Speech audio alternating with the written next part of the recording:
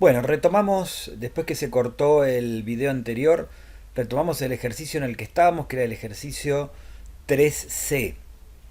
Lo que teníamos que hacer, teníamos una proposición que decía todo el que estudia triunfa, teníamos que pasarla al lenguaje simbólico y después negarla. Habíamos visto en ese video que esta proposición de carácter universal, donde aparece un para todo, en realidad se podía pensar como una implicación, donde me está diciendo que si una persona estudia, si cualquier persona estudia, entonces triunfa. Entonces yo puedo pensar que al pasar al lenguaje simbólico tengo por un lado el cuantificador universal, el para todo, que acá está, para todo X. X sería un elemento del conjunto de personas. Para todo X, siendo X un elemento del conjunto de personas, quiere decir toda persona que estudia, o sea, P de X sería X que estudia, donde X es algún elemento del conjunto de personas. Entonces dice que triunfa. Es decir, necesariamente va a triunfar aquel que estudia. Y es una condición suficiente para que ocurra ese triunfo que estudie. Es decir, que es una implicación. Para todo X se verifica que si P de X, entonces Q de X. ¿Cómo negábamos una implicación? Que lo vimos en el video anterior, en algún video pasado. Bueno, tengo que negar esa implicación. Negar la implicación, por un lado, tenía que ver con, como estoy trabajando con un cuantificador, en este caso el universal, al negarlo cambio ese cuantificador por uno existencial. Y entonces voy a decir existe un X tal que, y ahora sí negamos la implicación.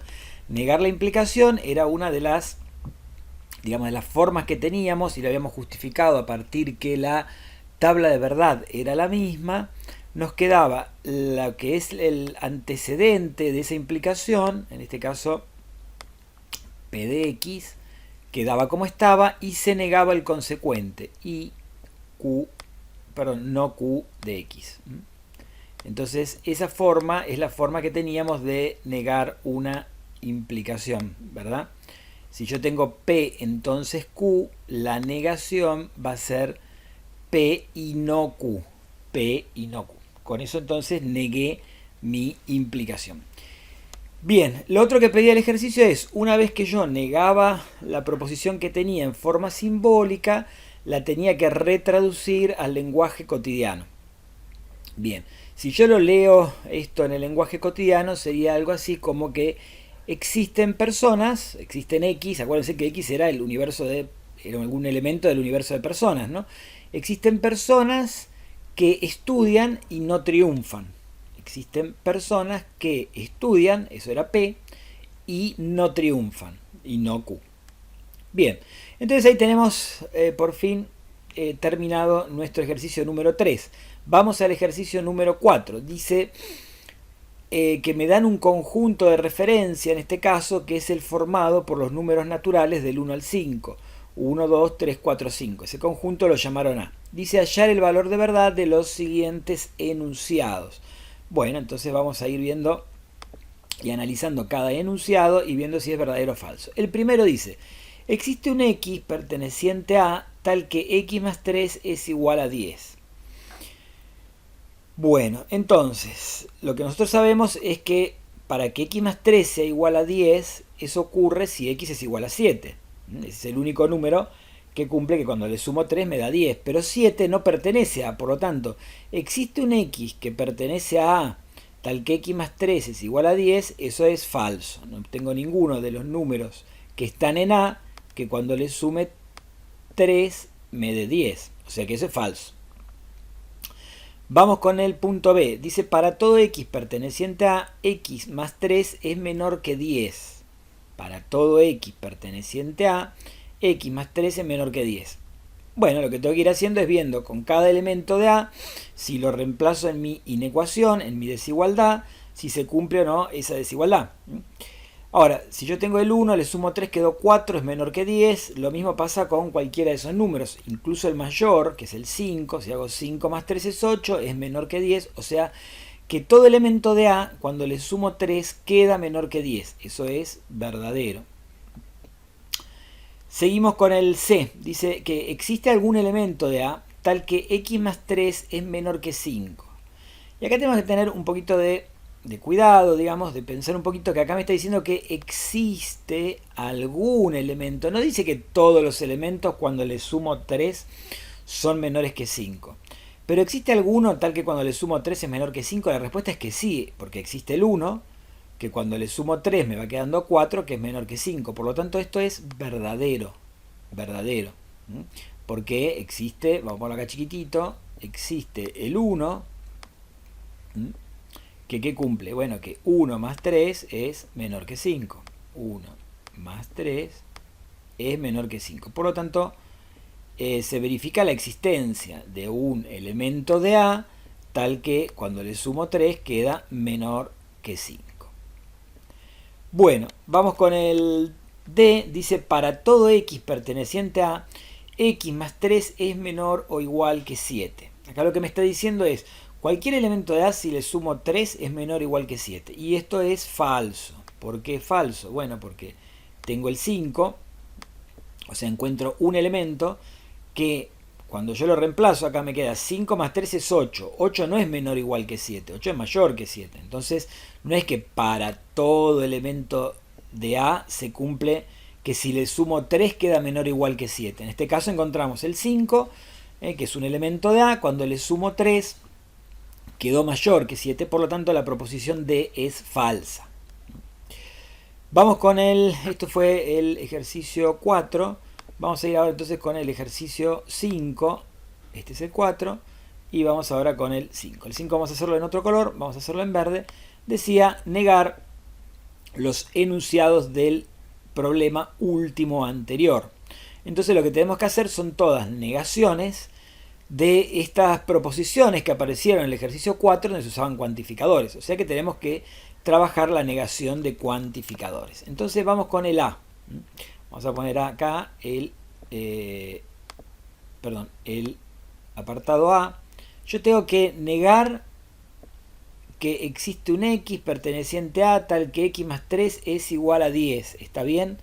Entonces, para negar, ¿qué hacíamos? Cambiábamos el cuantificador. Como era un cuantificador existencial, pongo un cuantificador universal. Entonces ahora tengo para todo x perteneciente a, ¿qué se va a verificar? La negación de lo que tenía antes. Antes me decía que x más 3 era igual a 10. Entonces ahora tendré que x más 3 es distinto de 10. ¿Está bien? X más 3 me va a quedar distinto de 10. Distinto de 10. ¿Qué tendría que pasar en cuanto al valor de verdad de eso? Bueno, la proposición del ejercicio 4A era falsa. Quiere decir que esta que está ahora es verdadera. Y lo que me dice esto es que para cualquier valor, cualquier elemento de A, o sea, cualquier valor numérico natural del 1 al 5, se verifica que si le sumo 3 queda distinto de 10. Y esto ahora es verdadero. Vamos a ponerlo acá.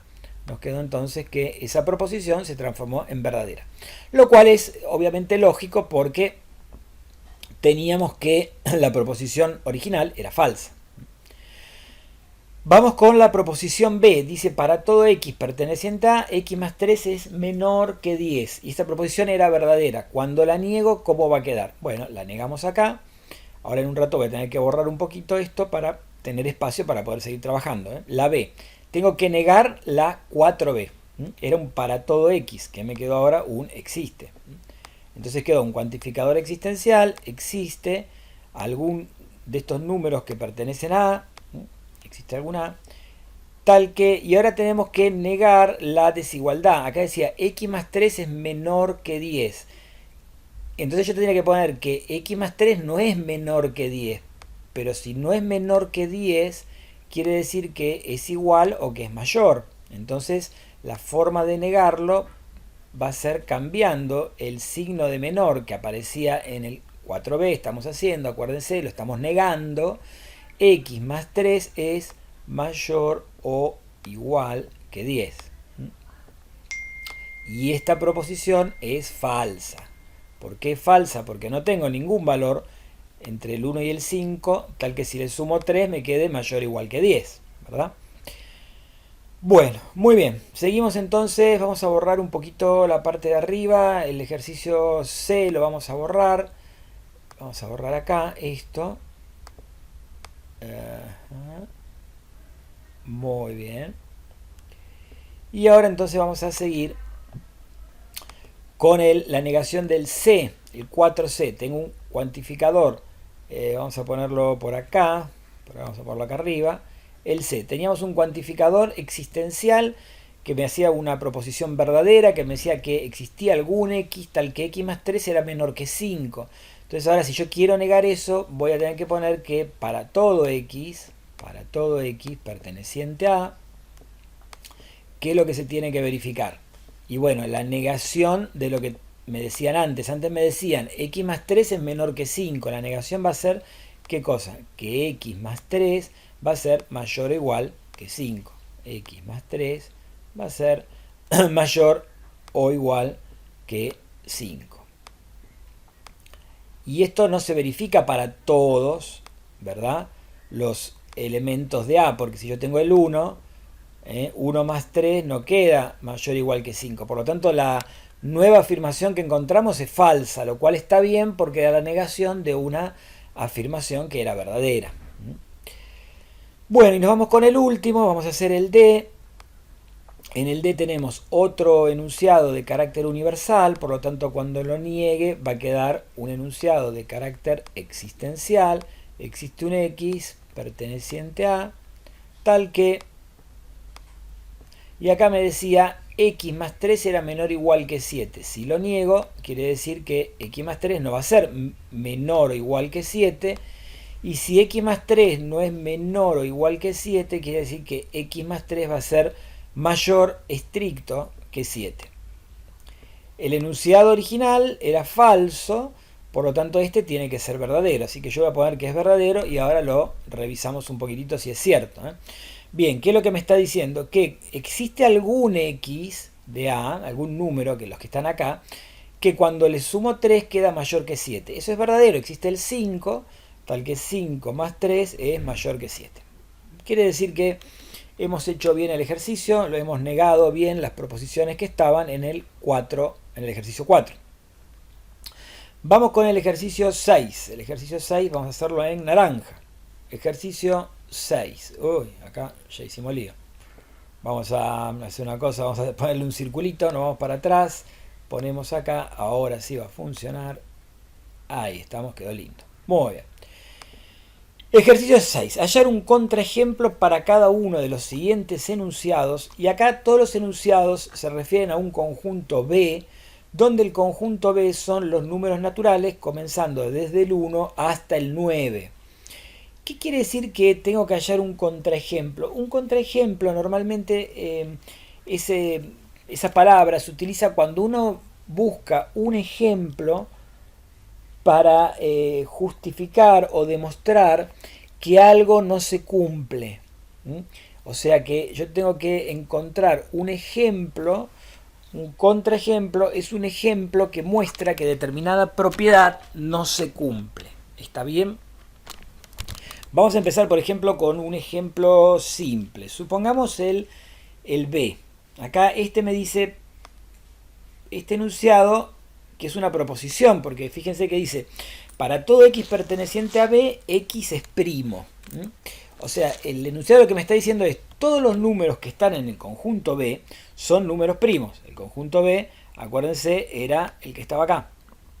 Bueno, me dice que todos esos números son números primos. Número primo es un número que tiene solamente dos divisores, que son el 1 y el propio número. Pero tiene que tener dos divisores, digamos. Entonces, yo sé que acá, por ejemplo, tengo, y ahí va mi contraejemplo. Cuando dije el por ejemplo, lo que voy a mostrar es un ejemplo que contradice, digamos, por eso la idea de contraejemplo, la proposición que está acá, ¿no? Acá me dice, todos los números que están en B son primos. Entonces, yo puedo poner contraejemplo. Bueno, no voy a escribir todo el contraejemplo porque es muy largo, pero... puedo tomar un número que no sea primo. Por ejemplo, 4. Entonces, 4 no es primo. ¿Por qué? Y porque lo puedo dividir por 4, lo puedo dividir por 1, pero también lo puedo dividir por 2. Tiene 3 divisores naturales, entonces quiere decir que el 4 es un contraejemplo. ¿Sí? ¿Por qué? Porque me niega o sea, me muestra que la proposición que yo estoy enunciando es falsa. Entonces, para todo x perteneciente a b, x', eso es falso. ¿Y cómo demuestro que es falso? Mostrando un contraejemplo. Habitualmente cuando uno quiere demostrar que un enunciado es falso, y eso es una técnica que se utiliza bastante, se busca un contraejemplo. O sea, se busca algo que me esté negando eso. Ahora, ¿eso funciona dónde? Y en los enunciados universales. Si yo digo, todo x tiene determinada propiedad, eso va a ser falso cuando encuentre un x que no cumpla con esa propiedad, ¿verdad? Por ejemplo, sigamos con el d. En el d dice, para todo x perteneciente a b, x es par. Acá tengo otro enunciado universal. Y entonces, ¿cómo puedo yo refutar esa afirmación? Decir que esa afirmación es falsa.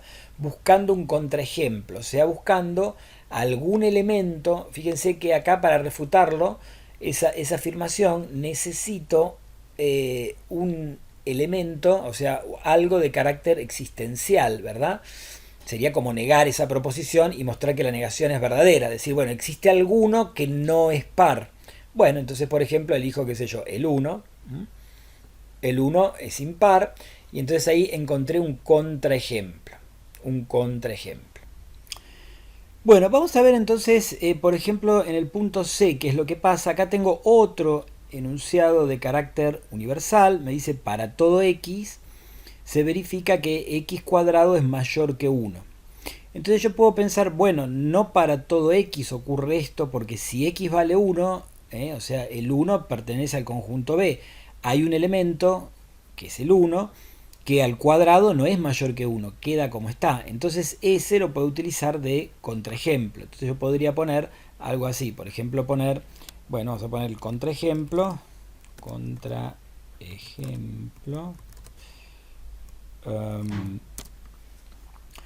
¿qué cosa? Y el número 1, ¿verdad? O sea, el 1 es de nuevo un contraejemplo para esta situación, ¿verdad? Porque, ¿qué es lo que pasa? Me estoy ante ese enunciado universal, yo quiero encontrar algo que fuese, digamos, que me niegue ese enunciado. Más que me niegue, mostrar que ese enunciado es falso, digamos, ¿no?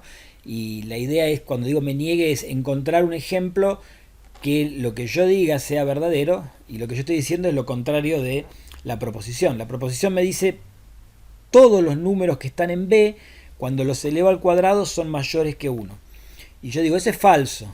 ¿Qué es lo que es verdadero? De que hay alguno que no cumple con eso. O sea, estoy negando la proposición universal. Y ese alguno que no cumple con eso, cuando yo lo especifico cuál es el contraejemplo. Hay veces que puedo tener un solo contraejemplo, como por ejemplo en este ejercicio, en el C. El 1 es el único de los elementos que están en B que cumple que 1 al cuadrado es, digamos, no es mayor que 1. Ahora, por ejemplo, en los anteriores que estuvimos viendo, por ejemplo el que decía x es primo, ahí tengo varios contraejemplos. Puedo tener, bueno, todos los pares distintos de 2, el 9, ahí tengo distintos contraejemplos, ¿no? O por ejemplo en el otro que decía que todos los que estaban en B, los elementos de B eran pares, y bueno, ahí tengo como contraejemplos todos los impares. Lo importante hasta acá que uno tendría que tener en cuenta es que para las proposiciones universales, los enunciados universales que usan el cuantificador universal, cuando yo los quiero negar, puedo encontrar un contraejemplo. O sea, para demostrar que son falsos, me basta con hallar un contraejemplo. Para demostrar que son falsos. Fíjense que los tres enunciados que trabajamos, el B, el C, el D, eran falsos, y entonces en los tres casos, conseguimos contraejemplos que permitían mostrar la falsedad de esos enunciados. ¿Qué pasa cuando tengo un cuantificador existencial? Vamos al punto A. El punto A dice, existe algún elemento de B tal que x más 11 es menor que 12. Ahora, resulta que no existe ningún elemento de B que cuando le sumo 11 quede menor que 12, porque el elemento más pequeño, el menor elemento de B es el 1. Si yo al 1 le sumo 11, me queda que es igual a 12. O sea que en realidad ese enunciado, que existe algún elemento de B tal que x más 11 es menor que 12, el enunciado 6a, es falso.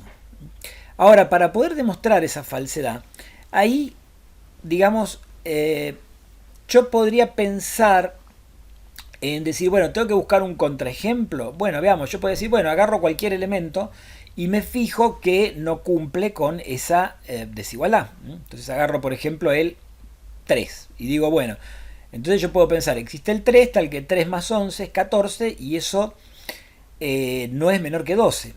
Ahora, con eso, si bien yo encuentro un contraejemplo en el sentido en que encontré un ejemplo que no cumplió la desigualdad, no estoy aseverando que mi propiedad sea falsa.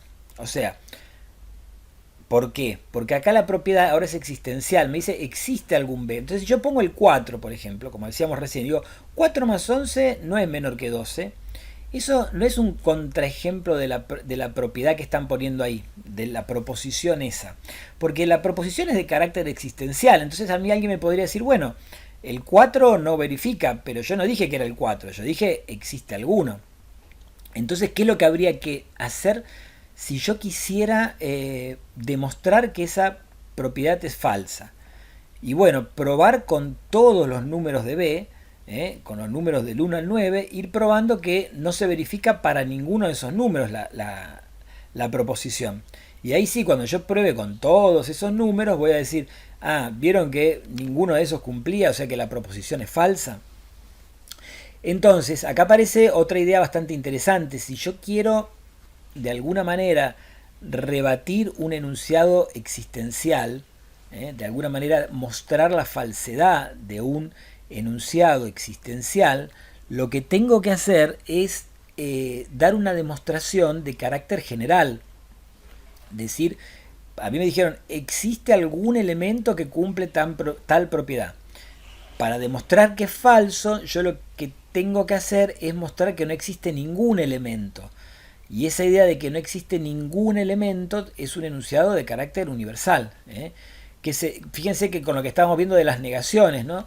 Si yo tuviera que negar el enunciado A, tendría que poner para todo X se verifica que no se cumple esta propiedad. Y entonces lo que quiere, también lo puedo traducir pensando, ningún X perteneciente a B cumple que X más 11 es menor que 12. Entonces, acuérdense, los contraejemplos, la utilidad que tienen es para poder demostrar que una propiedad de carácter universal, un enunciado de carácter universal, es falso. Con mostrar un contraejemplo será suficiente. Ahora, si yo tengo un enunciado de carácter existencial, yo puedo encontrar un contraejemplo. Por ejemplo, decíamos en el punto A, yo puedo agarrar cualquier número y muestro esto, pero no estoy rebatiendo la proposición que me están diciendo con un ejemplito aislado. Yo lo que tendría que hacer es un enunciado de carácter universal para demostrar que esa proposición existencial es falsa.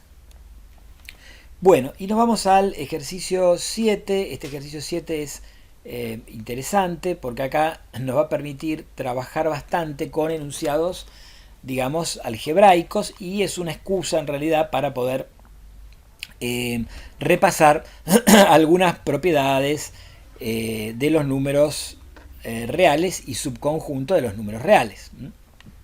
Bueno, primero voy a poner acá, ya que acá aparecen algunos subconjuntos de los números reales, algún tipo de notación que vamos a ir utilizando ya cuando empecemos a trabajar con conjuntos y demás. Por ejemplo, cuando aparece el conjunto que se simboliza con la letra n y que se le pone a veces dos patitas a esa n, por ejemplo, se escribe así, aparece acá, acá.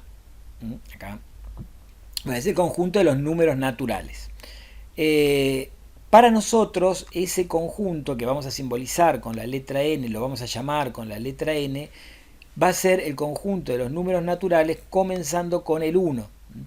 ¿Por qué digo esto? Porque a veces uno tiene la duda si ese conjunto empieza en el 0 o empieza en el 1. O sea, si el 0 es natural o no.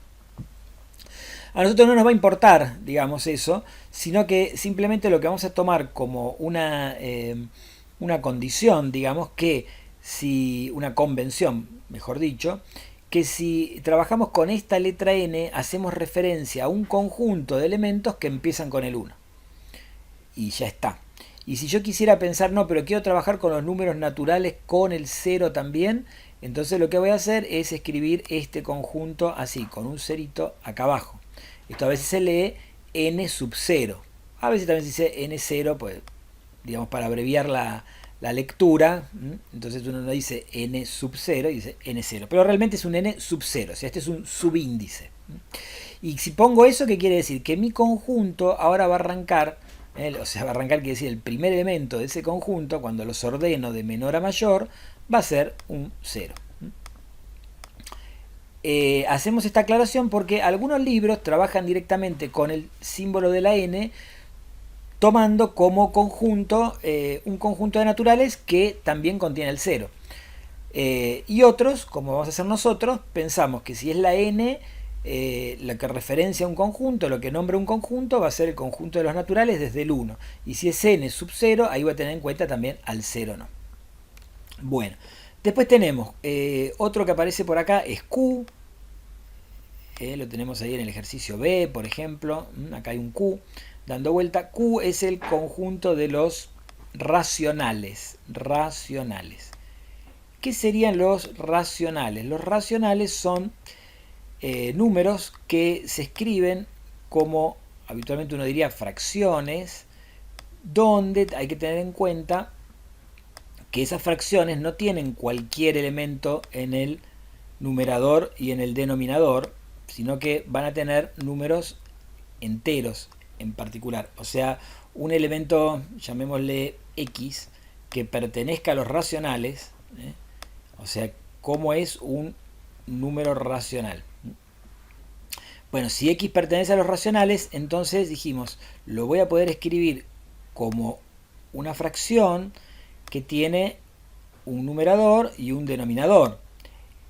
Tanto el numerador como el denominador tienen que ser, vamos a ponerlo por acá, después lo vamos a sacar en tal caso, tanto a como b, números enteros. Los números enteros se los llama al conjunto de números enteros con la letra z. Bueno, y obviamente b tiene que ser distinto de 0, ¿no? Entonces vamos a poner y b tiene que ser distinto de 0. ¿Por qué? Porque no puedo tener un 0 en el denominador. O sea que b distinto de 0. Bien. Entonces, si por ejemplo yo tengo un número que fuera un medio, eso es un número racional. Si tengo un número que fuera raíz de 2 sobre 2, ese no es racional. ¿Por qué? Porque el numerador, que es raíz de 2, no es un número entero.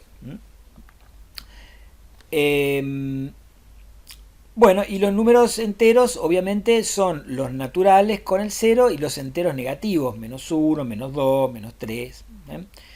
Creo que acá en estos ejercicios no aparece algún caso donde tengamos que trabajar con números enteros, o sea que no aparece este conjunto Z.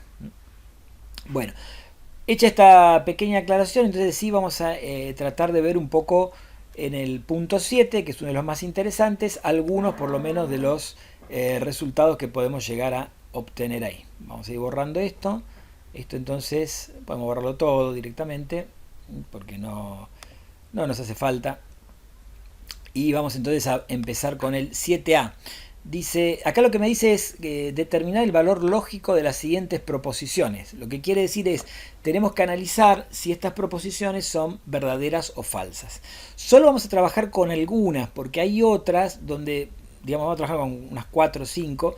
Hay algunas donde aparecen dos variables. Y habíamos dicho, bueno, con dos variables por ahora no vamos a trabajar, dadas las circunstancias en las que estamos trabajando, justamente nos alcanza, es suficiente con estudiar un poco qué es lo que pasa con enunciados con cuantificadores que tengan una sola variable. Entonces el primero, el A, dice para todo x perteneciente a los reales, x más 3 es igual a 5. ¿Eso es verdadero o falso? Bueno, acá lo que me está diciendo es que traducido todos los números reales, porque me dice para todo x perteneciente a los reales, todos los números reales verifican que x más 3 es igual a 5. Y eso es falso. ¿Por qué? Y porque el único que verifica es el 2, ¿verdad? 2 más 3 es igual a 5, pero cualquier otro número no verifica que si le sumo 3 es igual a 5. Y acá hay un enunciado de carácter universal. Me está diciendo todos los reales verifican que x más 3 es igual a 5. O sea que eso es falso. Bueno, me voy al B. El B dice, y acá hay que tener cuidado porque hay una negación de una proposición. La proposición dice, existe un x perteneciente a los racionales, o sea, existe un número racional, tal que x cuadrado más 1 es igual a 3. Esto es lo que está dentro de la llave. Pero la proposición nuestra es la negación de eso. O sea, nos está diciendo que no existe un x perteneciente a los reales tal que x cuadrado más 1 es igual a 3. ¿Cómo puedo saber si esto es verdadero o falso? El problema que sucede acá es que con este negativo se me complica un poco, me puedo llegar a marear con, digamos, el análisis de lo que quiera hacer. Tengo dos formas. La primera forma podría ser retraducir esto de manera tal de, como es una negación de un enunciado existencial, decía de manera tal de transformarlo en un enunciado universal. Y entonces, ¿cómo se hacía eso? Cambiábamos el cuantificador, como es existencial, pasa a ser ahora universal. Y me va a quedar para todo x perteneciente a q, o sea, todo número racional, ¿qué tiene que pasar ahora? Y bueno, tengo que negar en este caso, la igualdad, que es lo que tenía. Antes me decía x cuadrado más 1 es igual a 3. Pero eso estaba negado. Entonces, cuando hago la negación, cambiábamos, ¿se acuerdan? El cuantificador. Y ahora me queda x cuadrado más 1 distinto de 3. X cuadrado más 1 distinto de 3. Lo que escribí en este nuevo enunciado simbólico, en rojo, es equivalente a lo que tenía. O sea, no es que hice nada nuevo, simplemente a mí me decían, yo tengo la negación del corchete. ¿El corchete qué era? Un enunciado universal. Y yo estaba negando eso. Bueno, dijimos, cuando yo niego un enunciado, perdón, un enunciado existencial, una un existe. Bueno, como yo estoy negando la existencia de lo que está en el corchete, dijimos, la forma de hacerlo es cambiamos el cuantificador existencial, lo pasamos a universal, y negamos la parte de la función proposicional, ¿no? La función proposicional era x cuadrado más 1 igual a 3, quiere decir que si la niego me queda que es distinta de 3. Veamos entonces ahora esto, qué valor de verdad tiene. Acá me dice, para todo x perteneciente a q, se verifica que x cuadrado más 1 es distinto de 3. Bueno, tenemos que estudiar un poquito qué quiere decir que x cuadrado más 1 sea distinto de 3. Esto quiere decir que x cuadrado es distinto de 3 menos 1. Este 1 puedo pensar que, digamos, pasaría restando al otro lado. En realidad lo que estaría haciendo es resto un 1 de los dos lados, ¿no? Entonces del lado izquierdo me quedaría un 0. Vamos a ponerlo acá en otro color, en amarillo. Acá lo que puedo hacer es pensar, a este le resto 1 y a este le resto 1. En amarillo pongo lo que estoy agregando. Y entonces me quedó del lado izquierdo x cuadrado nada más, porque me quedó x cuadrado más 1 menos el nuevo 1 que agregué, que me va a cancelar al 1 que estaba acá. Y del otro lado 3 menos 1, que es 2. Entonces quiere decir que x cuadrado es distinto de 2. Y ahora, pero yo necesito saber qué pasa sobre x, porque a mí me decía todo x perteneciente a los racionales cumplía con esta desigualdad. Entonces ahora yo le pongo una raíz cuadrada de este lado y una raíz cuadrada de este otro, para poder, digamos, despejar mi x. Y acá viene una cosa interesante que después va a aparecer más adelante en alguno de los dos ejercicios que todavía vamos a ver, que es la siguiente. Cuando yo tengo la raíz cuadrada de x al cuadrado, donde x es algún número real en general, no necesariamente racional, puede ser también un número irracional. Esto equivale, o sea, esto es lo mismo que escribir el valor absoluto de x.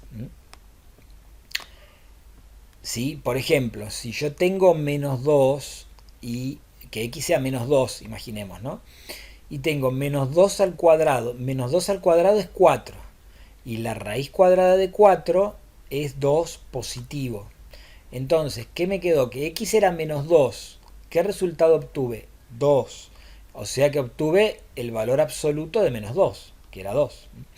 Si x es positivo 0 no pasa nada, porque me va a quedar, si es 0 me va a quedar 0. Si es positivo, la x, cuando haga esta cuenta, me va a quedar positiva. Pero si x es negativo, al elevarlo al cuadrado queda positivo, al sacar la raíz cuadrada va a quedar positivo. Entonces si x es negativo, el resultado termina siendo el valor absoluto de x. Esto hay que tener cuidado, porque una vez se tiende a pensar que estas dos cosas se pueden simplificar y que me quede la x y nada más, y eso no estaría bien. Entonces acá lo que me está diciendo es que el módulo de x es distinto de la raíz cuadrada de 2. Bien. Resulta que la raíz cuadrada de 2, esto es un número que no es racional, es un número irracional. O sea que este raíz cuadrada irracional quiere decir que justamente no se puede escribir como veníamos viendo que se escribían los racionales. ¿Se acuerdan que los racionales dijimos, se puede escribir número natural dividido, perdón, número entero dividido número entero, distinto de 0? Eso sería la definición de un número racional, o cómo es el formato de un número racional.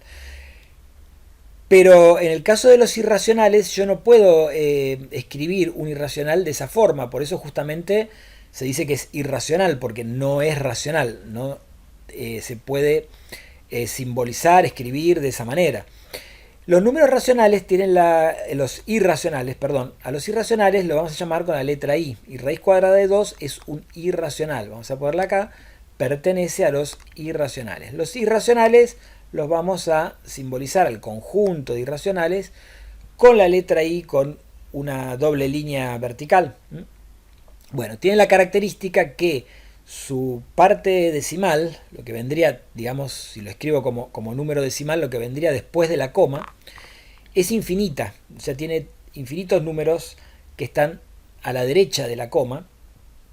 Y la otra propiedad que lo hace que sea irracional es que esos infinitos números no se repiten secuencias de ellos. O sea, se dice que no existe un periodo.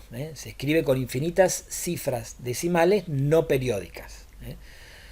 Bien, raíz de 2 es un caso de eso. Raíz de 2, cuando uno lo pone en la calculadora, vieron que aparece 1,41, 42 y después van siguiendo otros decimales.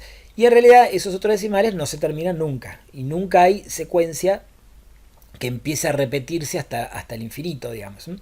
Eso es lo que hace que raíz de 2 sea un número irracional. No lo puedo escribir como racional. Bueno, entonces volviendo a nuestro ejercicio. Acá el ejercicio lo que nos estaba diciendo es, para todo x perteneciente a q, ¿se acuerdan que habíamos puesto esto? Para todo x perteneciente a q, se tenía que verificar esto que habíamos visto, que x cuadrado más 1 era distinto de 3, que operando un poco llegamos a esto, a que el módulo de x tiene que ser distinto de raíz de 2. Ahora, que el módulo de x sea distinto de raíz de 2, y de paso vemos algo de módulo valor absoluto, quiere decir que x tiene que ser distinto de raíz de 2, porque habíamos dicho, si un número es positivo, el valor absoluto del número coincide con ese número positivo. Si por ejemplo yo tengo 8, el valor absoluto es 8. Entonces, si yo pienso que x es positivo, entonces lo que me está diciendo es que x tiene que ser distinto de raíz de 2. O lo que puede pasar, esto sería una o, que si x fuera negativo, entonces tendría que ser distinto ¿a quién? A menos raíz de 2. Porque si x es negativo y vale menos raíz de 2, el valor absoluto módulo de x va a ser el módulo de menos raíz de 2. Y el módulo de menos raíz de 2 es raíz de 2. Entonces acá falta poner que esto tiene que ser distinto. Ahí está. Entonces quiere decir que x tiene que ser distinto de raíz de 2 o x tiene que ser distinto de menos raíz de 2. Pero como resulta que a mí me habían dicho que mi x pertenece a q y me está diciendo todo x perteneciente a q, verifica esto. Bueno, justamente dijimos, los racionales no se pueden escribir como, por ejemplo, raíz de 2 o menos raíz de 2 porque ese es un número irracional. Entonces quiere decir que para todo x se verifica, todo x racional, o sea que todo racional se verifica que su módulo es distinto de raíz de 2. Conclusión, esto es verdadero. Vamos a ponerlo acá en azul. Esto entonces dijimos es verdadero. Entonces acá me quedó que esta proposición es verdadera. Bueno, eso sería entonces una forma de poder resolver el ejercicio B pensando con que tenía la negación de una proposición existencial y sabíamos que esas negaciones las podíamos trabajar cambiando el cuantificador y cambiando la función proposicional por su negación. En este caso era una igualdad, la pasamos a una desigualdad. De esa manera nos quedó algo que es más fácil de estudiar en un punto que la original, que nos podía complicar por el signo menos delante, ¿no? Entonces, ¿qué fue lo que encontramos? Bueno, encontramos que lo que nos decía era que todo número racional lo que tenía que pasar era que su módulo fuera distinto de raíz cuadrada de 2. Eso es verdad, porque raíz cuadrada de 2 no es racional, así que eso es verdadero lo que encontramos. Dijimos que había otra forma, otro método para resolver esta, poder encontrar el valor lógico de este enunciado. Entonces vamos a verlo ahora, para eso voy a borrar lo que hicimos acá. Y vamos a ver entonces de qué otra manera podríamos haber encarado este ejercicio.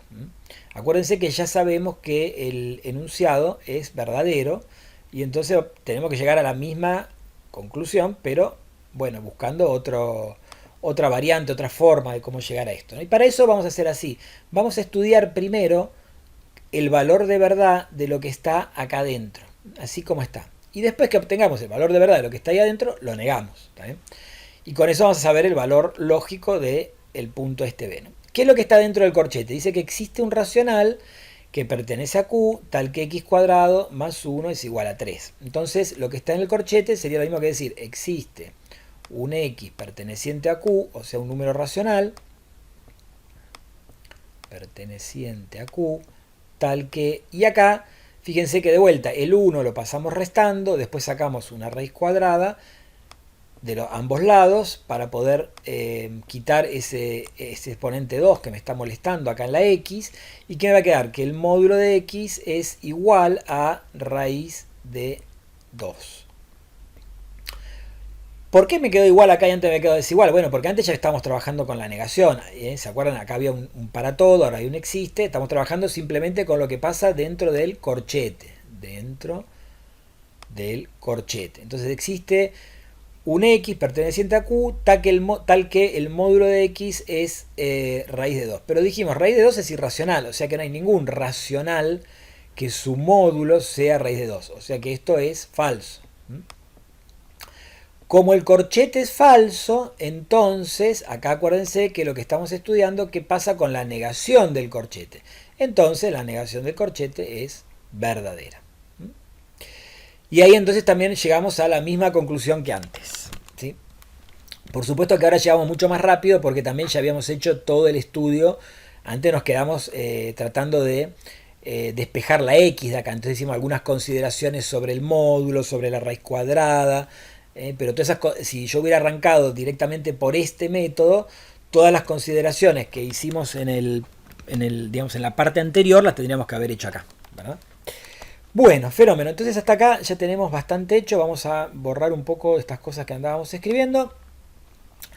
Y me interesa, para terminar un poco el video, por lo menos dos de las aseveraciones que hay ahí, que son la G y la H. Vamos a ver la G. ¿Por qué me gustan esas dos? Una porque tiene que ver un poco con lo que veníamos trabajando recién. Y otra porque son proposiciones que uno en general tiende a pensar que son verdaderas y vamos a ver que no lo son. Me dice, para todo x, vamos con la G, para todo x perteneciente a los reales, la raíz cuadrada de x al cuadrado es igual a 2. La raíz cuadrada de x al cuadrado es igual, perdón, es igual a x. La raíz cuadrada de x al cuadrado es igual a x. ¿Qué me está diciendo? Que para todo número real se verifica esta igualdad. Bueno, entonces lo que hay que tener, ¿cómo podría yo encontrar un camino para demostrar que esta proposición es falsa? Yo voy a decir que esta proposición es falsa. Bueno, el camino tiene que ver con lo que vimos en el ejercicio 6. En el ejercicio 6 habíamos dicho, si yo tengo una proposición de carácter universal para todo x perteneciente a los reales, para todo x, y quiero demostrar que es falsa, busco un contraejemplo. Entonces, vamos a poner nuestro contraejemplo. Vamos a poner un contraejemplo. Y como contraejemplo me va a servir cualquier número que fuese negativo. ¿Está bien? Cualquier número negativo va a servir de contraejemplo. Por ejemplo, supongamos que elijo el menos 1. Entonces, ¿qué me está diciendo? Me está diciendo, vamos a ver la igualdad que me está diciendo, ¿no? Me dice, yo tengo que elegir un x. El x que yo elegí es menos 1. Entonces dice, tengo que hacer menos 1 al cuadrado y a eso obtenerle la raíz cuadrada. ¿Verdad? Y me está diciendo que eso tiene que ser igual a mi x, pero mi x era menos 1, ¿verdad? ¿Se acuerdan que yo había elegido este x, lo había elegido como menos 1? Entonces a mí lo que me dice la proposición, me está diciendo lo que se debería verificar, vamos a poner así, si la proposición fuera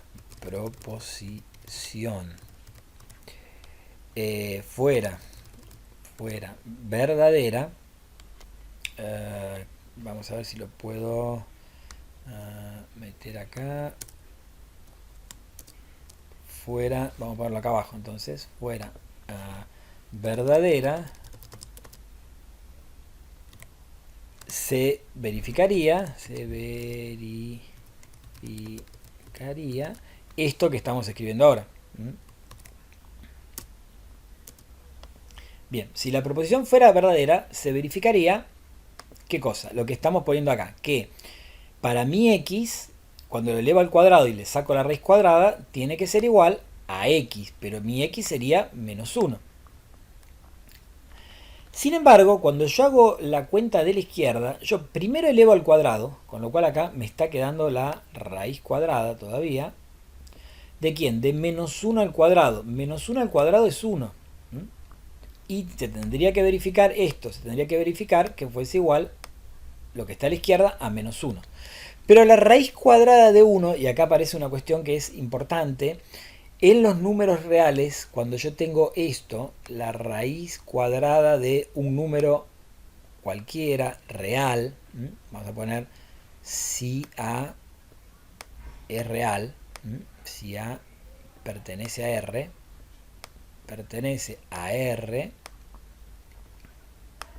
entonces la raíz cuadrada de A es un número no negativo. Es un número no negativo. La raíz cuadrada de 0 es 0.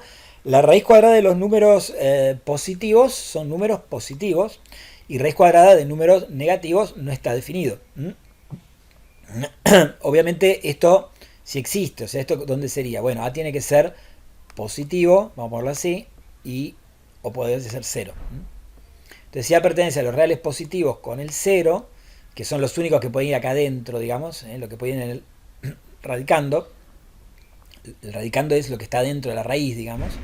Bueno, si A es un número positivo 0, la raíz cuadrada es positiva 0.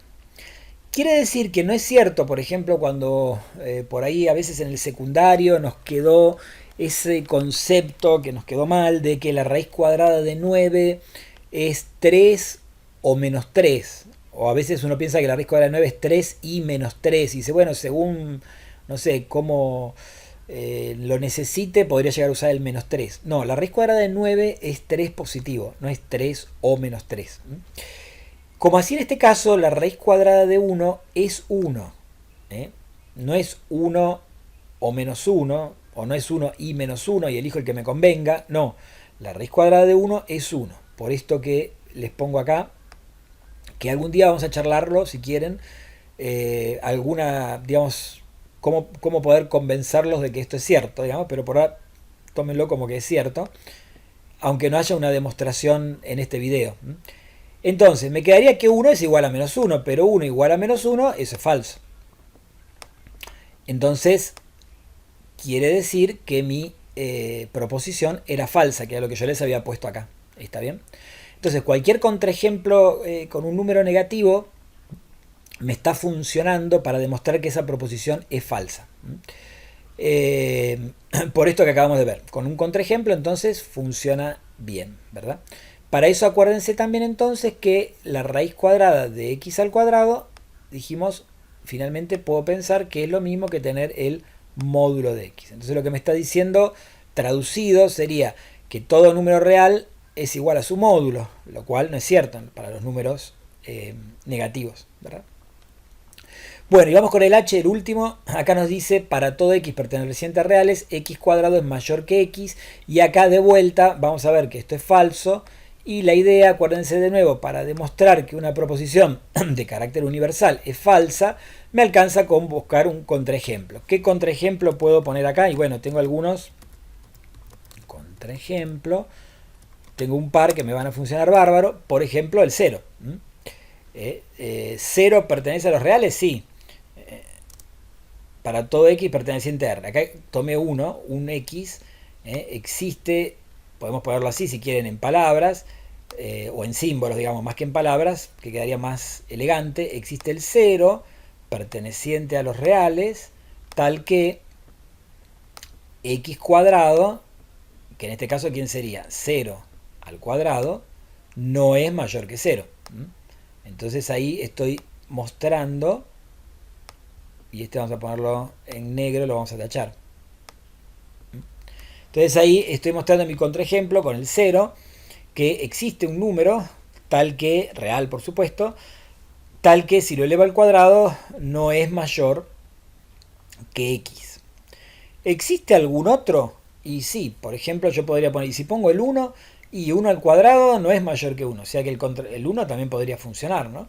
Y les dejo como pregunta, ¿y existen otros números, aparte del 0, del 1, que digamos no verifican que su cuadrado sea mayor que dicho número? Bueno, ahí en tal caso me lo comentan por la caja de comentarios, como se dice ahora. Bien, con eso entonces vamos a dar por terminada la actividad 5. De acá el otro ejercicio que podrían llegar a pensar un poco para hacer como interesante sería este. Y después el resto hay algunos que tienen, algunos no, tienen los que faltaron todos dos. Bueno, este también se podría llegar a hacer sin que nos complique mucho la vida.